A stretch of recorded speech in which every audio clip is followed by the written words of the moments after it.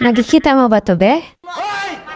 Nakikita mo ba itong mga cute na pusa na to?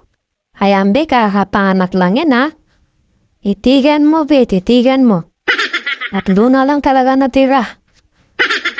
Kasi yung tatlong anak ng isa kong pusa, wala na, namatay na. Kasi nga, hindi pinadede. Pinadede ko naman dito, guys, nadadaganan. Wala din, namatay din. Cute na cute pa naman yun. So, sa kasamahang palad, walang natira dun sa anak na isa kong pusa. Ito nga pala si Ribbon, guys.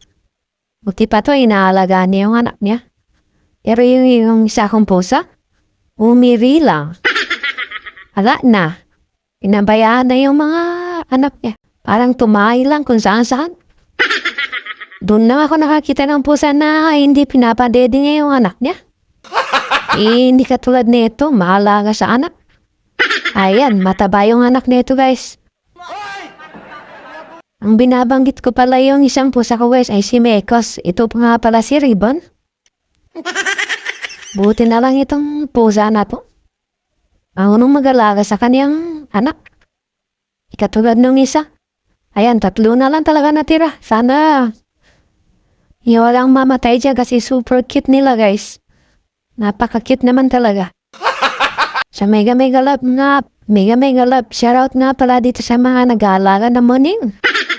Kahit na mahirap na mag-alaga dahil parang nga mga pagkain nito, guys.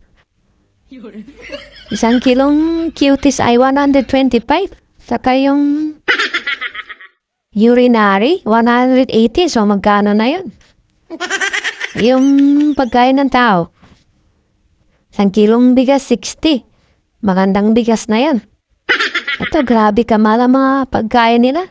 So, dahil nga cat lovers tayo, ay wala tayong magagawa kasi bawal nga daw itong itapon, sabi ng lola ko. Kasi nga, nakakamalas nga. At totoo naman yun. Nung nagtapon ako ng pusa, guys, minalas-malas ako. Ay, hindi na talaga ako magtatapon ng pusa, guys. So, mag-voice over na lang tayo. Kasi nga, maingay nga tong video na to. So, i-voice over na lang natin para maganda yung kuha ng boses. Tulad na sinabi ko, guys, 3 nga tong natira dito. Sana hindi na ito mamamatay. Pero super cute nga pala itong pusa na to. So, gustong maghadap na ito. Comment lang kayo dyan sa comment section pag medyo mga 2 months na, guys. Pwede nila itong ampunin. Kasi sobrang dami na namin dito, guys. Walang mag-aampon, wala na akong magagawa. Papalakihin ko sila. Pero kung may mag-aampon na ito, magpapasalamat ako, guys. Kasi nga, super dami nga namin. At nahirapan na nga ako sa mga pagkain nila. Kaya sana, guys, maglaki na ito, mga 2 months.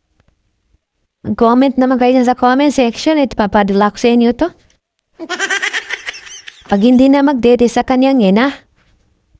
Kasi nga, bawal nga magtapon ng pusa, guys. Ipamigay na lang natin sa ating mga kakilala. Sa ating mga kapitbahay kasi nga, nakakamalas nga sabi ng lola ko. Hindi nga ako naniniwala sa pamahingin, guys, pero no. Oo nga, nakakamalas niya kasi nangyari nga sa akin, guys. Nagtapon ako ng pusa, minalas-malas ako.